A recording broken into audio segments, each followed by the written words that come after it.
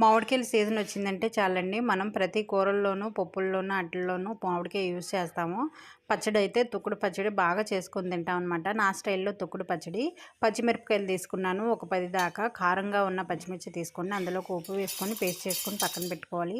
మామిడికాయ తీసుకొని చెక్కు తీసేసి తురుము పెట్టుకోవాలి. తురుముకోవడం కూడాను పెద్దగా వచ్చేలాగా తురుముకోవాలి. మీకు పచ్చిమిర్చి పచ్చిగా ఇష్టం లేదనుకోండి, కొద్దిగా ఆయిల్ వేసుకొని వేయించుకోవచ్చు. మామిడికాయని ఈ విధంగా తురుముకోవాలి. కొంచెం పెద్దగా తురుముకున్న దాంట్లోకి ఒక మామిడికాయకి ఒక కొబ్బరి చిప్ప తురుముకొని వేసుకోవాలి. ఈ పచ్చడి ఇలా తురిమి చేసుకుంటేనే టేస్ట్ అదిరిపోతుందండి. అందులోకి మనం ముందుగా చేసుకున్న పచ్చిమిర్చి పేస్ట్ వేసుకొని కలుపుకొని పక్కన పెట్టుకొని 2 స్పూన్ల దాకా ఆయిల్ వేడి చేసుకొని అందులోకి 1 స్పూన్ దాకా పోపు దినుసులు, అలాగే 1/2 స్పూన్ దాకా జీలకర్ర, ఇందులోకి దంచి పెట్టుకున్న వెల్లుల్లి రెబ్బలు కొంచెం ఎక్కువ వేసుకోండి, టేస్ట్గా ఉంటుంది. ఒక ఎండుమిర్చి అలాగే కరివేపాకు వేసేసుకొని పోపు అంతాను పచ్చడిలోకి వేసేసుకోండి. ఈ వేడి వేడి అన్నంలో నెయ్యి వేసుకొని పచ్చడి వేసుకుంటే అదిరిపోతుంది.